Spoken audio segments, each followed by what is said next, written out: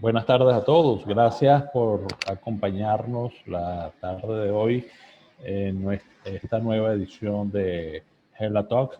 En esta ocasión tenemos al doctor Enrique Laya, socio director de nuestra firma en Colombia, básicamente en Bogotá. Nos trae una presentación titulada Colombia, 6 meses de tránsito en la industria de petróleo y gas a través de la pandemia.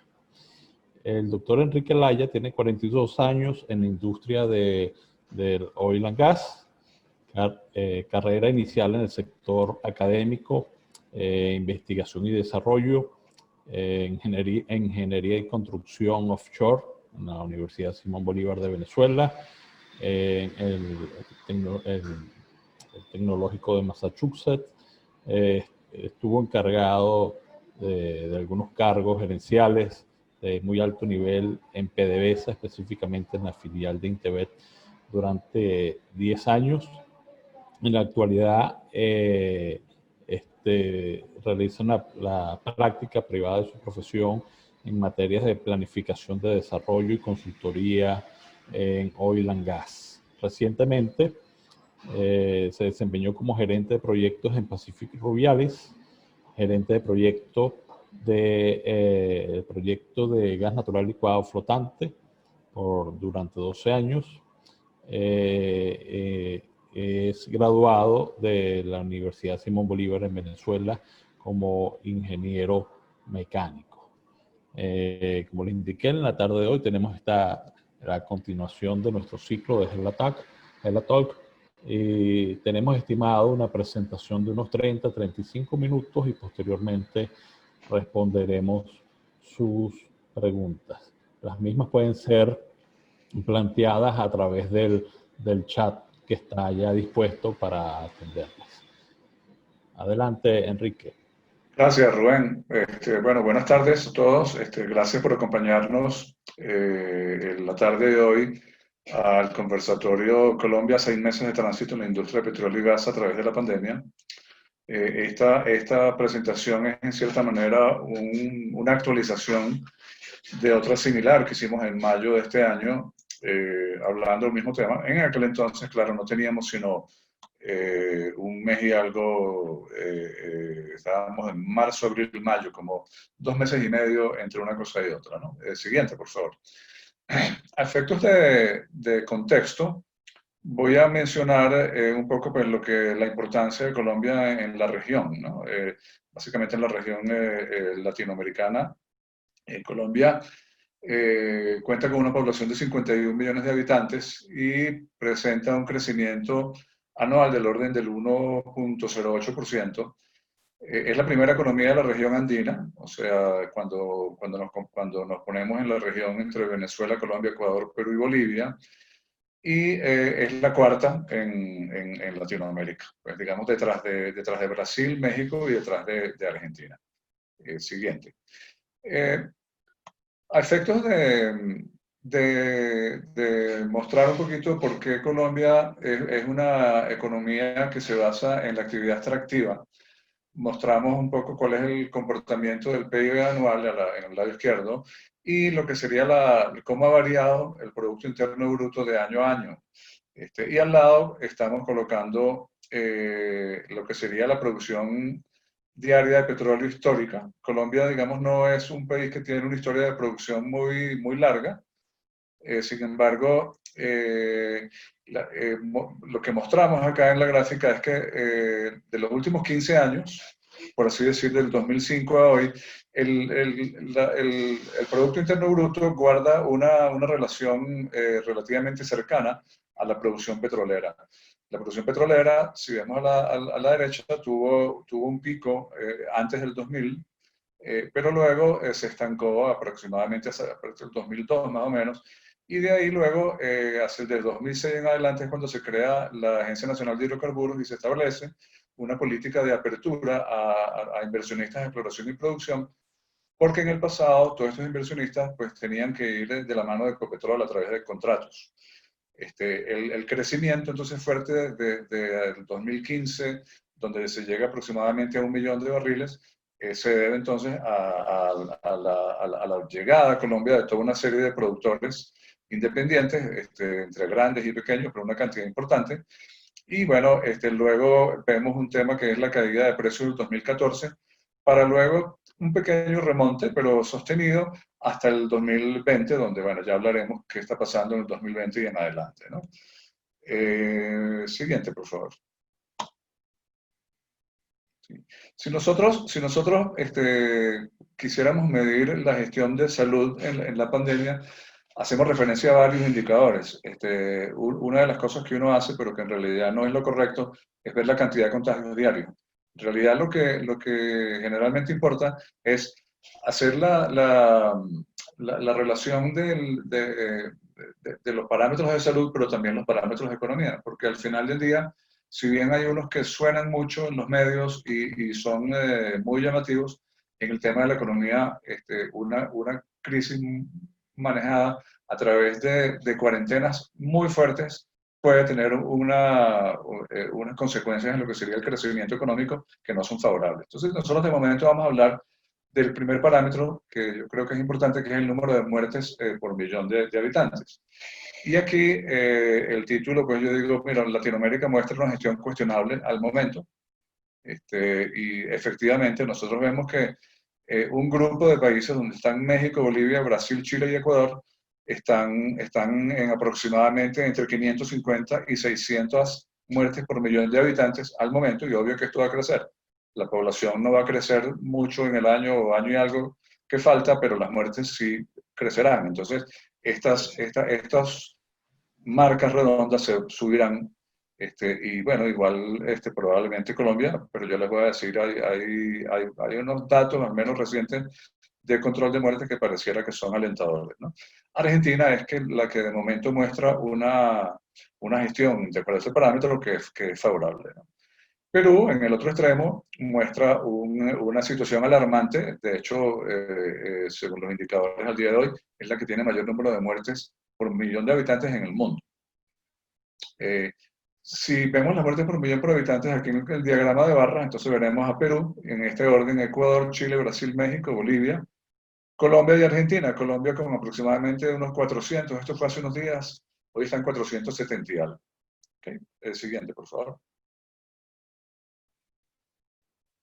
En cuanto a lo que sería la gestión económica, un indicador que yo creo que es clave es el Producto Interno Bruto, la predicción del Producto Interno Bruto en relación a cómo va a evolucionar mientras avanza la pandemia. En mayo de este año, el Banco Mundial estimó que Colombia iba a ser uno de los que tendría una reducción más baja en el PIB. De hecho, se hablaba del orden del 2% para este año, pero ya una actualización a septiembre de este año de CEPAL nos muestra un cuadro de la América Latina que es alarmante. En América Latina estaríamos hablando cerca de 9,4, 9,1 de caída del Producto Interno Bruto en el 2020.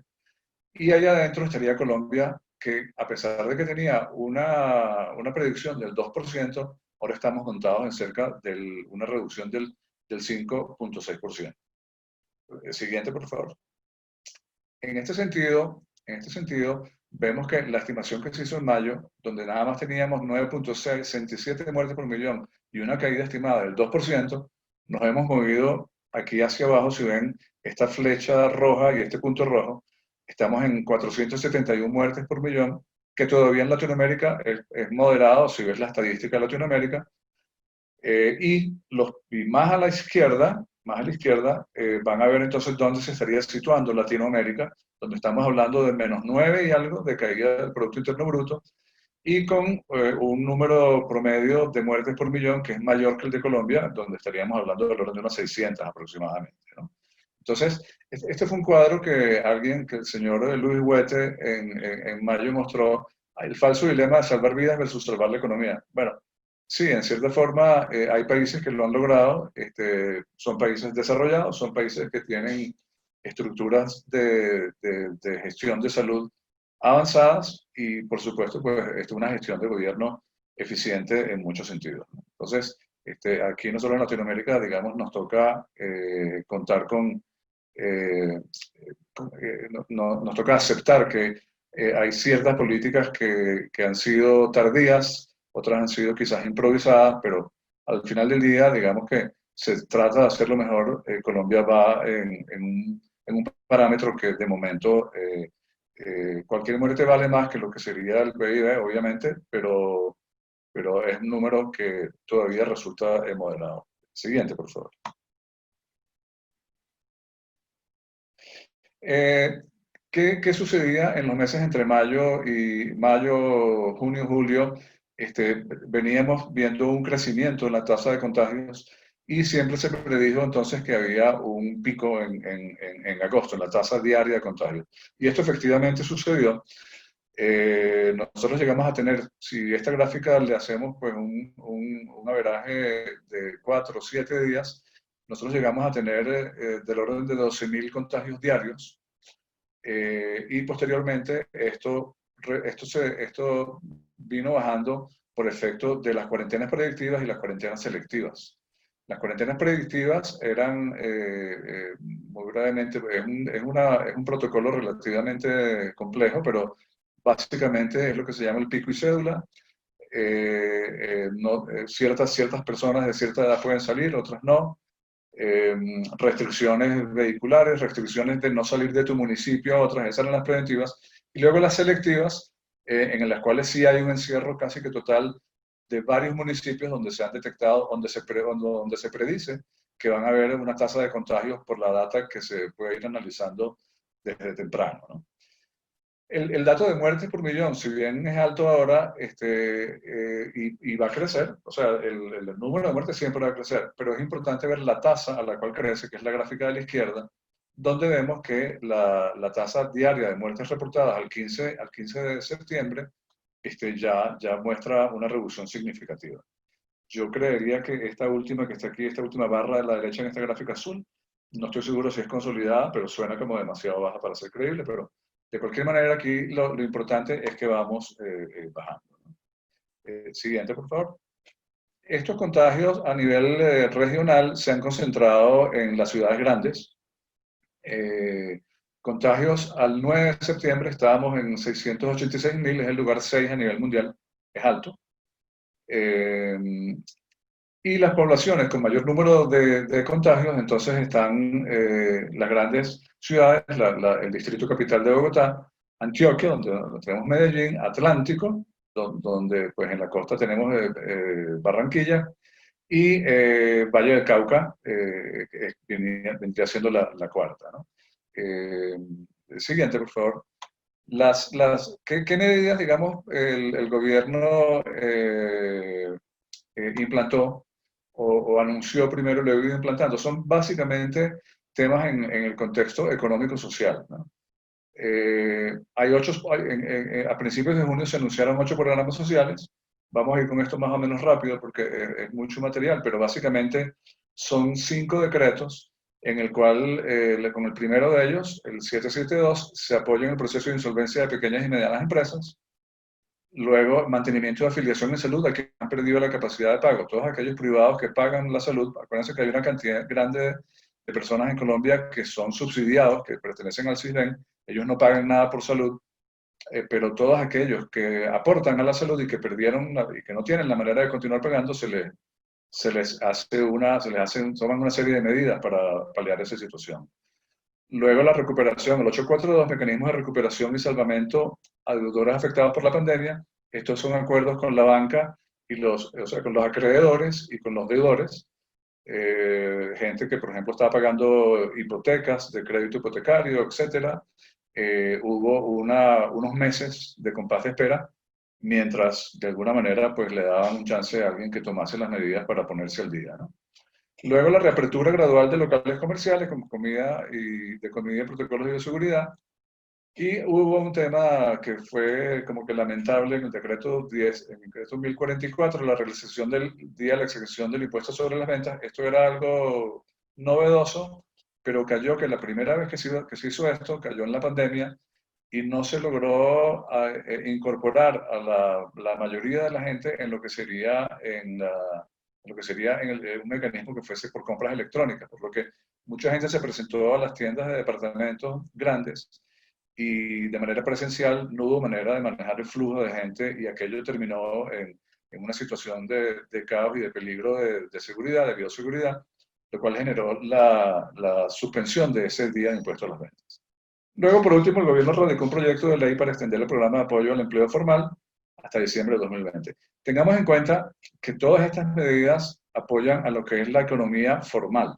Todos aquellos que están inscritos, o sea, cuando tú hablas de programa de apoyo al empleo formal, cuando ves afiliación de salud, etcétera, son aquellas personas que están registradas en esto, pero hay un porcentaje importante en Colombia que es la economía informal, que de alguna manera son los que están más golpeados en este tema porque no es que todas estas medidas hayan favorecido a todos aquellos. En algunos llegó y en otros no terminó de llegar o algunos simplemente no tenían cómo formular las inscripciones en estos programas, en el papeleo, y no quedaron favorecidos. Pero siempre hay una parte muy importante que están fuera de estas ayudas simplemente por estar fuera de la formalidad de la economía.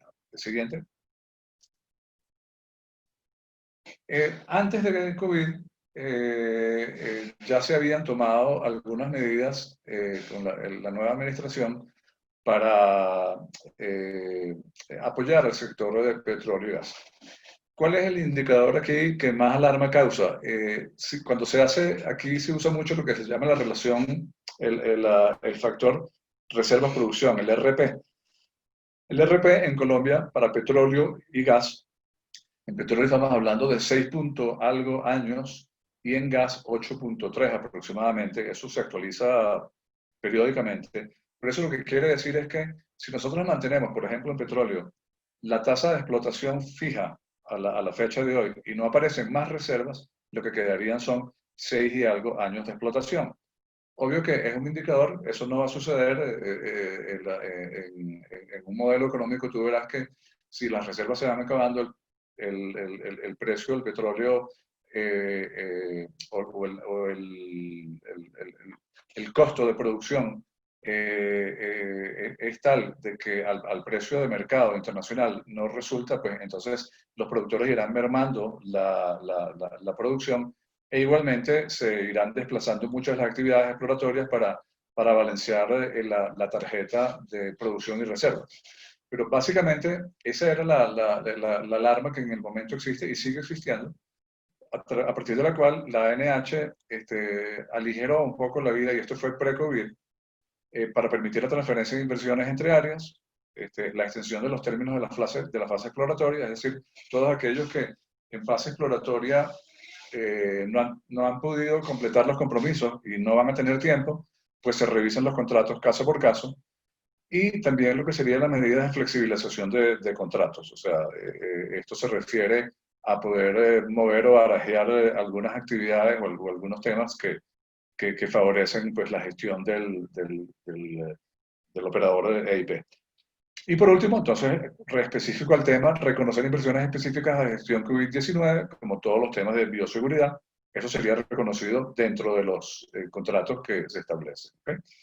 Eso era en cuanto a la ANH, en cuanto al Ministerio de Energía y Minas, el ANLE y Ecopetrol, flexibilizar las tarifas take or pay de líneas. Las tarifas de transporte es una parte importante del costo de colocar crudo, sobre todo crudo, gas no tanto, pero crudo en los puertos. Entonces, hay muchos de estos oleoductos cuyo peso de la tarifa en el productor es muy fuerte a efectos de poder mantener la producción que ya comenzó a experimentar entonces a partir de marzo-abril, por lo que entonces una de las medidas era esta, flexibilizar las tarifas de transporte. Y los procesos de licenciamiento, aquí dice estabilidad, yo creo que es flexibilizar o agilizar los procesos de licenciamiento ambiental con el ANDA, ¿no? Específicamente. Siguiente, por favor. Ya en lo que sería, vamos entonces a hacer algunas comparaciones de lo que se vio en marzo, en mayo, abril, mayo, y lo que estamos viendo hoy, ¿no? Uno de los temas era la predicción de precios. ¿Cuál sería el precio Brent? Este es el histórico, en lo que está en negro, y a partir de principios del primer trimestre de 2020 son proyecciones. 2020 obviamente muestra los precios más bajos en todos los escenarios, y aquí hay tres escenarios: el pesimista, probable y el optimista. Esto fue elaborado por Campetrol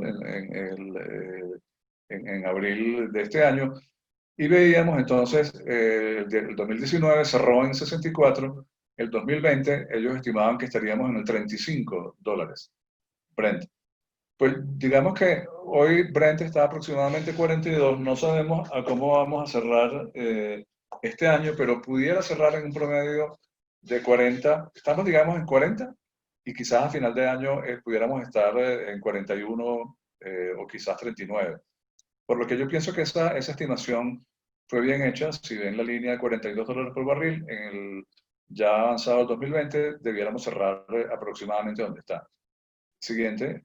El problema se presenta cuando se hace la predicción de producción, que se habla que en el 2020 estaríamos más o menos produciendo 786.000 barriles en el escenario probable, y fíjense que esto no nos cuadra. Nosotros estamos más o menos ya en el tercer trimestre y estábamos con una producción de 732.000, y pareciera que bajando. Digamos que la estadística de los dos últimos trimestres ha sido mala, y bueno, yo digamos, no tengo manera de decir si esto va a mejorar en el año.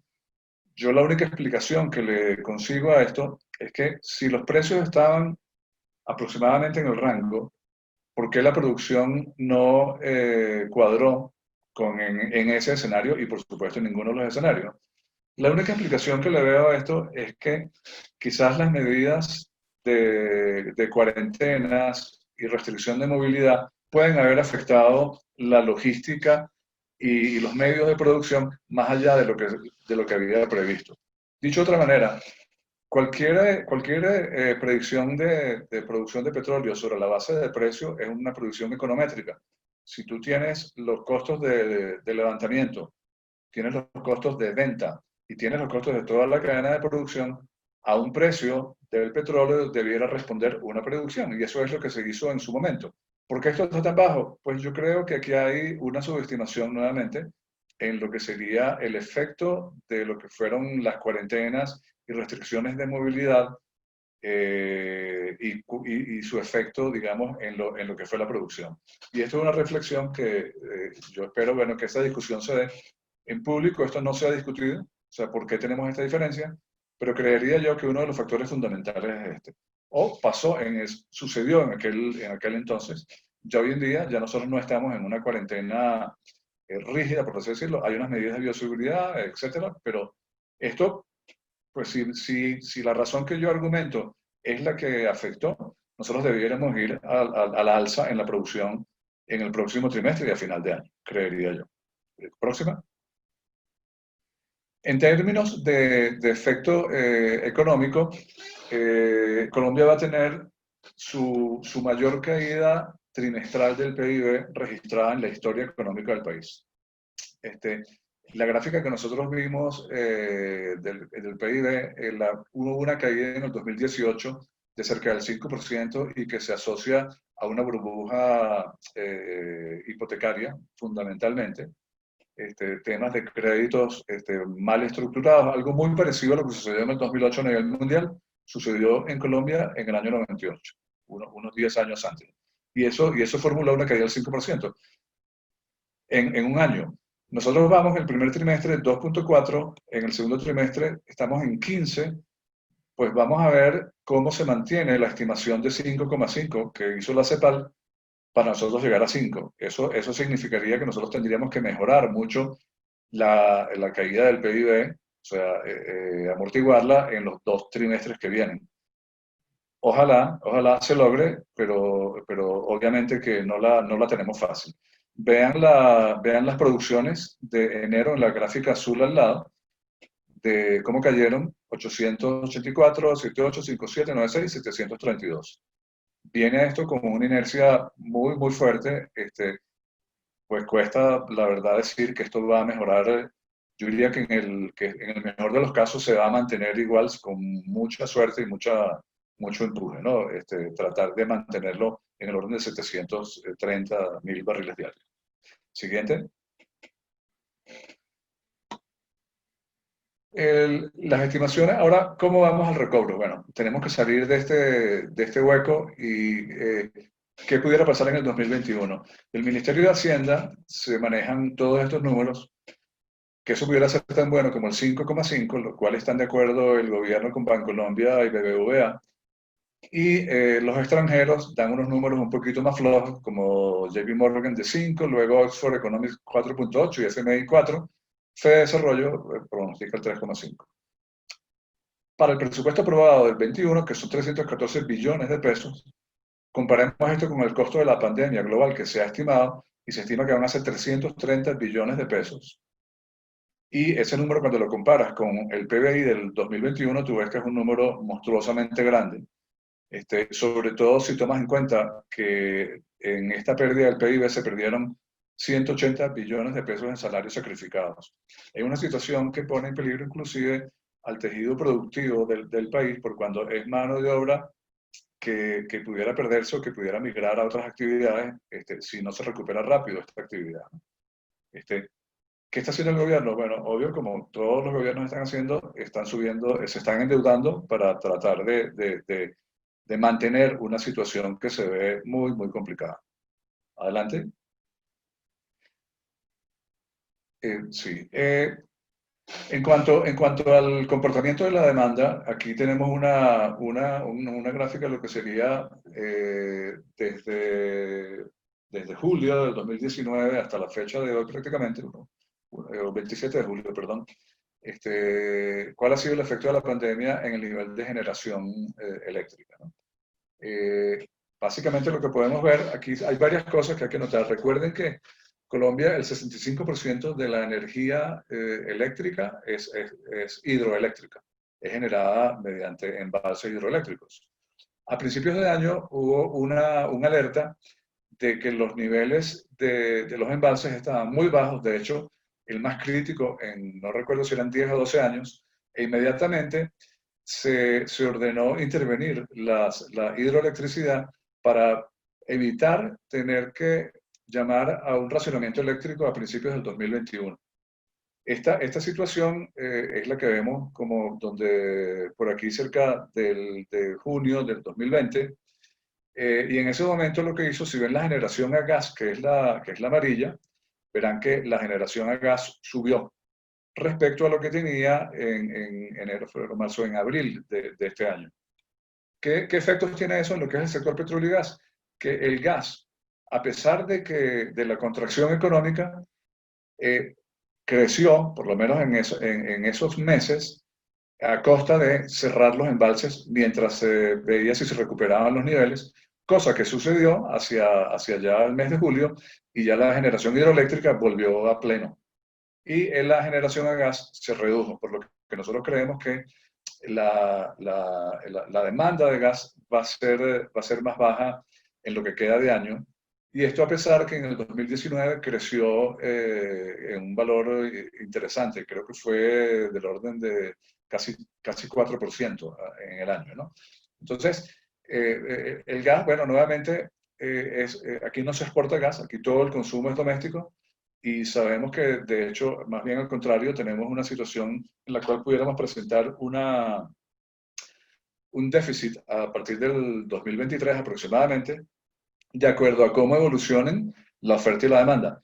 En gas, digamos, el precio generalmente es estable por cuanto hay demanda, por lo que más bien creemos que va a haber un poco más de importación a través de uno de los terminales establecidos, y posiblemente va a haber un tema quizás de déficit en los cuales algunas de las actividades que están soportadas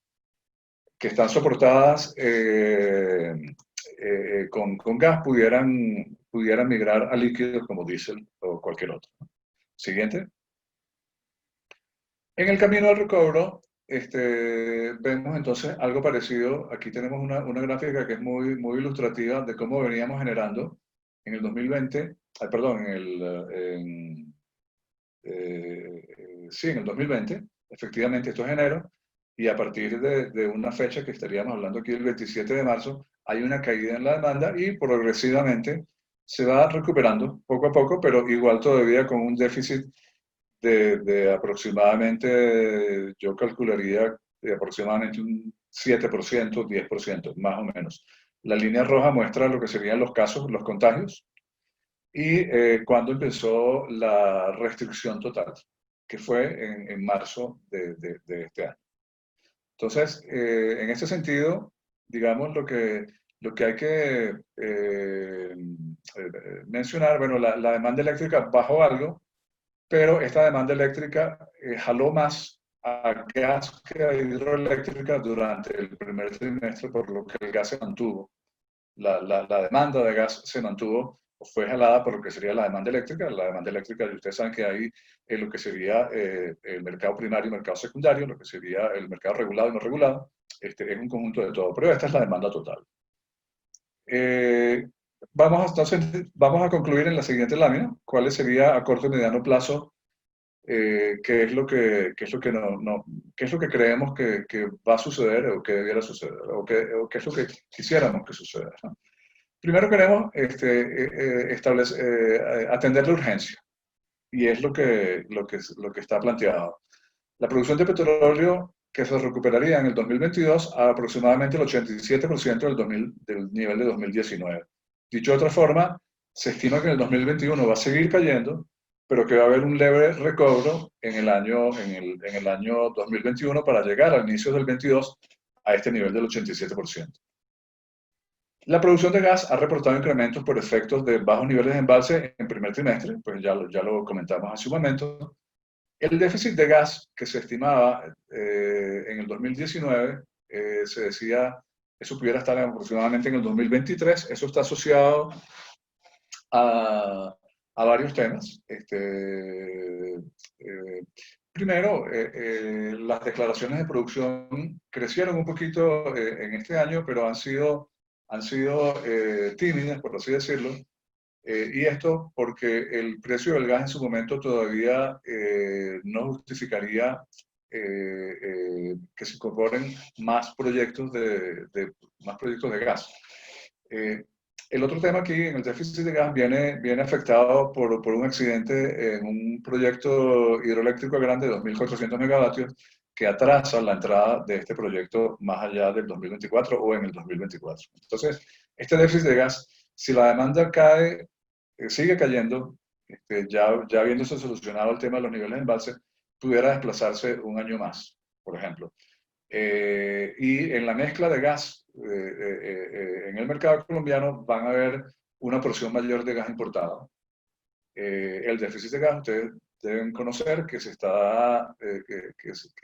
que ya se repartieron los términos de referencia del proyecto del terminal de importación de gas de Buenaventura, lo cual se esperan ofertas para primero o segundo trimestre del año que viene. La actividad económica, pues tanto mucho más importante que inclusive la de petróleo y gas, porque esta es la economía en general en Colombia, viene muy vinculada a la llegada e implementación de las campañas de vacunación del COVID-19. Pues yo aquí no puedo sino repetir las cosas que yo he visto en la prensa, los comentarios de gente de los conocedores. La vacuna comercialmente estará disponible pronto este año, pero no es que esté comercialmente disponible, es la masificación y la cadena de producción a producir billones de vacunas, y luego en el país, en Colombia, la logística de vacunación y todo el proceso, digamos, ligado a aquello, ¿no? Entonces, esto pareciera que apunta hacia mediados del 2021.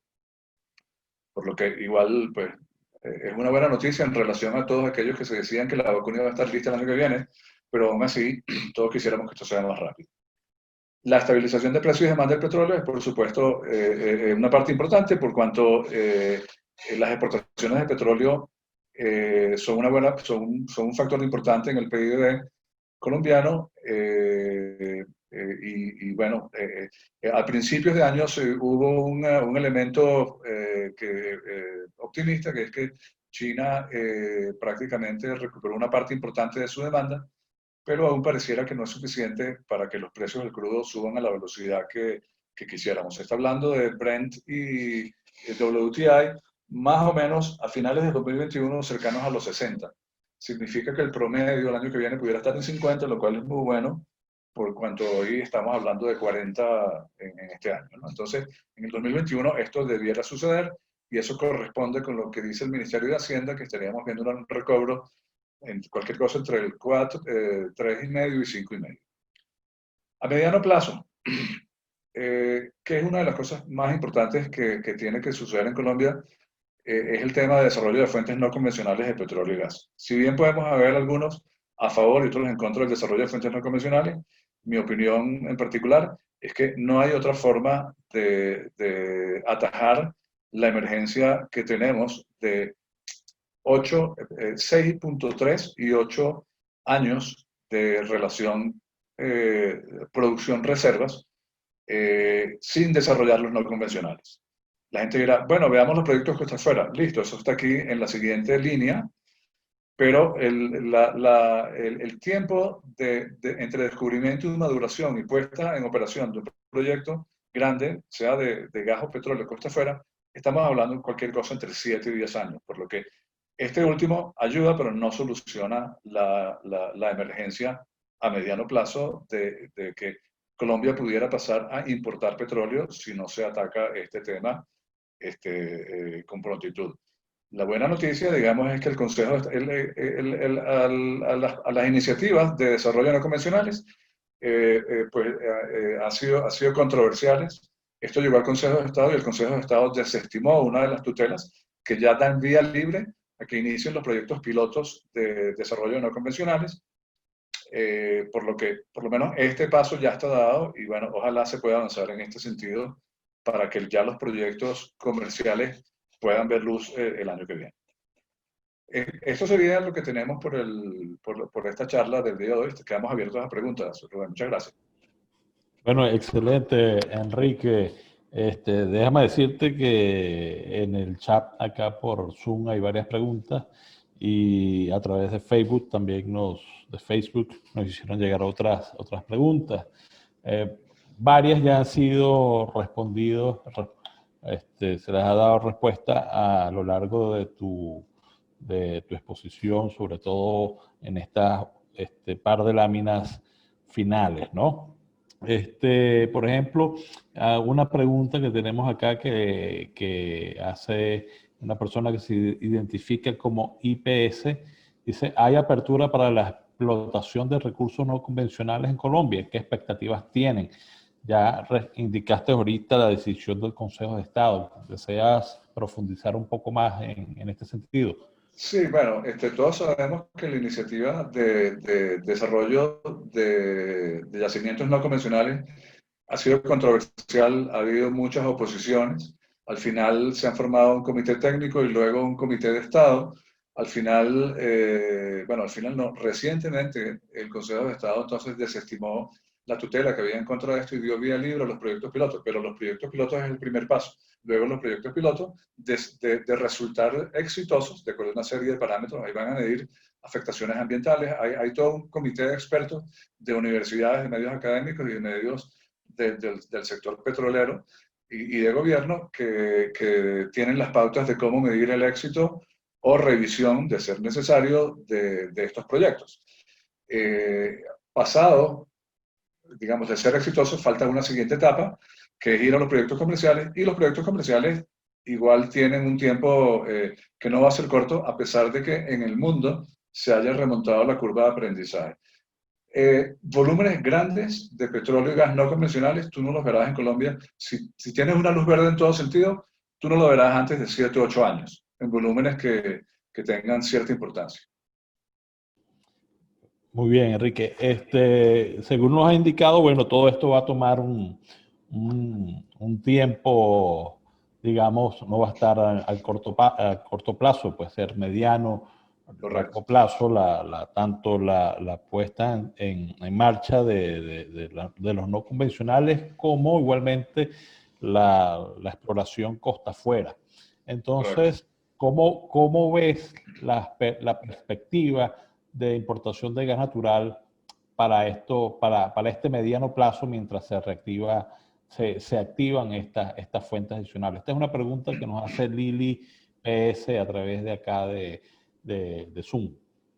Muy bien, bueno, fíjate, gas importado, hoy en día hay un terminal que tiene una capacidad de 400 millones de cúbicos diarios, pero 350 millones de esa capacidad están tomadas por el grupo de generación eléctrica que propuso y logró aprobar el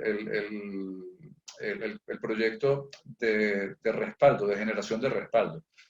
Entonces, hay 3 generadoras eléctricas que se surten de ese gas y en un momento dado tienen ocupada esa capacidad, de manera que ahí quedarían 50. Si el gobierno y este grupo de generadores eléctricos deciden otra cosa que pues ya eso requeriría una revisión de la regulación, una parte mayor de esa capacidad de importación estaría disponible para el resto de los sectores de Colombia. El terminal del Pacífico, que sería el segundo terminal de importación en Colombia, su cronograma técnico es de 3 años. Yo le pondría de 3 a 4 años cuando tú agregas lo que es gestión de licenciamiento ambiental. Ese proyecto tiene una estimación de costo de $700 millones, de los cuales hay un terminal de regasificación y un tubo de algo más de 100 kilómetros que lleva gas desde Buenaventura hasta las cercanías de Cali, en Jumbo. Y estando recibiendo ofertas y confirmando inicio del proyecto a mediados del 21, este gas no va a estar antes del 2025, y yo creería que sí vamos a tener un déficit de gas no gigantesco, porque al final el déficit de gas no se da todo de una sola forma, son 2 curvas que se cruzan de demanda y oferta, y es el gap que existe entre la demanda y oferta que pudiera llegar a ser cualquier cosa entre el 5 y el 10% del consumo. Nuevamente, si los involucrados, los actores en estos temas, acuerdan un arreglo diferente con el terminal de Cartagena, el SPEC, esto pudiera solucionar esa coyuntura. Yo no he escuchado discusiones en ese sentido, por lo que, bueno, para mí queda como una reflexión, ¿no? ¿Cómo ves el gas que se pudiera importar desde Venezuela vía gasoductos, el gasoducto binacional existente? Es una buena pregunta. Tienes la incertidumbre política y la incertidumbre técnica, ¿no? Incertidumbre técnica, yo creo que es la menos importante, por cuanto creo que entre una cosa y otra, este es un proyecto que más o menos se logra en unos 3 años, restableciendo la conexión en diferentes formas. Eso lleva tratamiento de gas, lleva compresión y lleva completar un gasoducto que quedó a medio hacer en una situación en la cual quien estaba al frente de esto, que es PDVSA Gas, tiene que entregar esto, creería yo, en manos privadas, o de llegar a algún acuerdo en manos privadas a efectos de que le pongan capital y empuje a esto. ¿Y esto cómo se logra? Bueno, confirmando demanda los tomadores de gas a efectos de que el financiamiento para ese proyecto y que sea bancable para poder lograrlo en el tiempo. Pero en la situación de hoy, pues yo lo veo complicado hasta que la situación geopolítica entre Venezuela y Colombia tome un rumbo diferente al que tenemos hoy. Muy bien, tenemos una pregunta desde Venezuela, el señor Fidel Castro López. Nos indica si conoces a qué tarifa o a qué precio llega a las compañías eléctricas el gas regasificado. Ok. Fíjate, recientemente o a principios de año, antes de este tema de la pandemia, el gas importado estaba llegando a buen precio porque hay un exceso de producción y de capacidad instalada en el Golfo de México, en Estados Unidos, y de hecho prácticamente el gas se volvió un commodity. Mucho del gas que se transa en el mercado internacional se hace en el mercado spot. Ya no es necesario, digamos, tener contratos de larga duración. Esto es solo para financiar las grandes plantas. Sí, efectivamente necesitan contar con esa esos volúmenes a efectos de ir a fuentes de financiamiento. El gas puesto FOB en Colombia llegó a estar en los meses recientes antes de la pandemia entre $3.50 y $4 el millón de BTU. Esto ya reclasificado y puesto en el ducto y con los servicios de reclasificación, creo que es más o menos 6.50 entre una cosa y otra. Por lo que es un gas competitivo en Colombia, porque si bien el gas de wellhead es más barato, cuando tú vas al gasoducto de la costa, la troncal de la costa, llevando gas desde Jobo, que es uno de los suplidores más importantes ahora, tú estás colocando una parte más importante en transporte y te hace atractivo el gas importado para generar. De hecho, las generadoras del grupo térmico relacionadas con el proyecto de regasificación, muchas de ellas han tomado gas importado para generar por algunos periodos. Esto luego de haber entrado en la pandemia, el que hayan cerrado algunos proyectos de petróleo y gas asociados ha hecho que el gas se haya hecho escaso y por tanto el Henry Hub haya subido. El Henry Hub estuvo el año pasado y a principios de año por debajo de $2. Llegó a estar creo que 1.80 o algo así, y hoy está en 2.34. Y esto responde a que hay cierta escasez de gas, o bueno, llamarlo escasez en relación a como estábamos a principio de año, por efecto de que los proyectos que aportan gas asociado, algunos de ellos dejaron de hacerla por reducción de actividades y otros por cese de actividades. Muy bien, Enrique. Tenemos otra pregunta. Una persona que se identifica como UTF, Newton, nos pregunta sobre la posición del gobierno y empresas privadas en Colombia para utilizar el gas natural vehicular y en flotas, autobuses y otros vehículos de carga. Ok, esto ha ganado mercado recientemente. Hay un grupo afiliado que hacen un evento con FECAR. Yo estuve recientemente en octubre. La migración de diésel a gas es algo que el gobierno estaba empujando con mucho ímpetu, por varios motivos. Primero, es más económico, y segundo, los temas de contaminación obviamente favorecen a la flota empujada por gas. Recientemente, yo creo que deben haber en Colombia del orden de unos 100 y algo cabezas tractoras empujadas, o sea, gas powered, que llaman, pero 90 largo por ciento de la flota pesada de transporte hoy en día está en diésel. El gobierno ha empujado con incentivos la conversión de diésel a gas, recibiéndole el equipo por un cierto precio, dándole créditos. Hay toda una serie de facilidades para pasarse de diésel a gas. Una seña reciente es que Transmilenio Bogotá pasó una parte importante de la flota la pasó a gas, y ya en Cali y en Cartagena hay flotas de buses a gas también. ¿El próximo paso cuál es? El próximo paso es ir a LNG o a GNL en español, que va a tener algunas ventajas también importantes por varios temas que, bueno, como no es la pregunta no me voy a expandir en eso, pero una de ellas es autonomía. Una tractomula, que así la llamamos aquí en Colombia, tiene aproximadamente una autonomía de 700 kilómetros cuando vas en gas comprimido. Estos son en gas comprimido que van aproximadamente a 3.000 libras en cada uno de los tanques, y te ocupan casi una tonelada de la capacidad de carga de la mula, o sea, te quitan un pedazo de la capacidad de carga. Cuando tú lo reemplazas por GNL, tu capacidad total de carga es mantenida, idéntica, y tu autonomía se duplica, aproximadamente 1.400, 1.500 kilómetros. Esa autonomía depende de en qué terreno está. Colombia tiene carreteras que son sumamente complicadas, como otras cuando ya estás en los llanos, que son planas. Entonces, obvio que en los llanos obtienes los 1.500. Si tú estás cruzando una zona montañosa, eso afecta tanto al diésel como al gas. O sea, la autonomía es menor. Pero se estima que en GNL tú pudieras tener el doble de la autonomía. La autonomía de diésel y de GNL son parecidas. ¿Okay? O sea, lo único en lo que el gas, el GNL, está mejor es aproximadamente un 20-25% de economía, y por supuesto en emisiones también. Ok, nos están quedando unos 5 minutos de tiempo de transmisión. Voy a retornar a la pregunta del gas a puerta de planta eléctrica.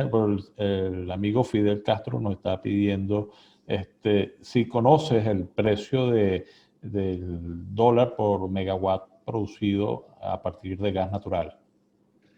El megavatio hora producido a partir del gas natural oscila entre $50 el megavatio hora, y porque, fíjate, ¿cuál es el más económico? El más económico es el hidroeléctrico, luego le sigue el carbón y luego le sigue el gas natural. Entonces, tú despachas en orden de mérito. En gas natural, cuando estás a 50, el gas natural tiene poco chance, o sea, si lo haces es porque bueno, cumples el compromiso. Pero el gas se vuelve ya atractivo cuando tus niveles de despacho están hablando de $70 a $80 el megavatio hora. El mercado colombiano, el mercado eléctrico colombiano va en lo que sería la producción, que son los contratos en firme. Los contratos en firme por lo general van amarrados a precios que son más bajos, que puede estar a partir de los 50. O sea, pero cuando tú estás en el mercado secundario, que hay cierta escasez o tienes que rellenar picos, ese precio puede mejorar y se ha puesto tan bueno. Cuando bajaron los embalses ahorita, el megavatio hora se estaba cotizando a $140. Entonces, ¿qué hace el generador eléctrico? Él se establece un portafolio de contratos en los cuales tiene una parte que es el ancla, que son los contratos en firme, y se deja una parte para el mercado interrumpible, en el cual él busca las mejores oportunidades para generar cuando el precio mejora, que justamente es cuando los embalses están bajos o cualquier otro tema en el cual hay una demanda eléctrica excepcional que no se pueda cubrir de manera temporal. Pero más o menos por ahí andan, es entre 50 y 140, 50 a 150, tú ves ahí un poquito de todo. Ok. Sí. Tenemos una última pregunta. Los nuevos actores en materia de gas natural, Enrique, ¿puedes nombrar algunos de los nuevos actores y cómo se ha visto su desempeño en los últimos meses? Bueno, el nuevo actor por largo en el mercado de producción de gas en Colombia es Canacol Energy. Canacol Energy tuvo una serie de descubrimientos en el valle inferior del Magdalena, que lo llevaron de una producción baja, yo no recuerdo ahorita cuál era, a un potencial hoy en día que sobrepasa los 200 millones. Todo ese gas, bueno, perdón, no todo, hay una parte de ese gas que es entregado a un sector que se llama Cerro Matoso, donde hay una producción de níquel. Esos son como 20 millones, pero todo el resto entonces es enviado a la troncal de la costa a través de unos gasoductos recientemente construidos y reforzados por Promigas. Ese potencial de 200 y algo se viene entregando ahorita como unos 160, pero es un tema de que la demanda ha estado fluctuando, pero originalmente el compromiso era de 210 aproximadamente. Caracol hoy produce, no recuerdo un porcentaje, pero es importante, pero se está cometiendo un proyecto de entrega de gas a Medellín, a EPM, Empresas Públicas de Medellín, es el tomador de gas con quien se estarían haciendo el contrato de la mayor parte. El proyecto está para 100 millones de pies cúbicos diarios en un gasoducto de 300 kilómetros que cruza una serranía relativamente importante, le da la vuelta a un parque nacional, y el estimado de costo de ese proyecto está en los $400 millones. Ese proyecto, una vez licenciado, debiera tomar 4 años aproximadamente, y cuando ese proyecto esté listo a los volúmenes de hoy, Canacol sería el que entrega el 40% del gas en Colombia, detrás de Ecopetrol, que es el que entrega una parte muy importante también. Entonces, esos nuevos actores del gas en Colombia, por largo, Canacol es es el primer productor independiente, porque el primero es Ecopetrol y sus empresas afiliadas. Hoy en día, toda la actividad de gas de Ecopetrol está siendo concentrada en Jocol, que es su filial, va a ser su filial de gas. Muy bien, Enrique. Bueno, muchas gracias por tu excelente presentación. Muchos comentarios en este sentido. Queremos agradecerles a todos los participantes de este webinar por su asistencia. Queremos igualmente invitarles para el próximo viernes a la misma hora a la que inició esta conexión, donde tocaremos nuevamente el tema relacionado a la situación en México. Nos acompañará Emilio Granja desde Ciudad de México para atender todas sus consultas y darnos una actualización de la situación. Si quieren contactar a Enrique Laya, bueno, tienen en pantalla su correo electrónico y a través de nuestra página web igualmente pueden contactarnos. Nuevamente, muchas gracias a todos y Gracias a ustedes. Nos vemos el viernes. Hasta luego.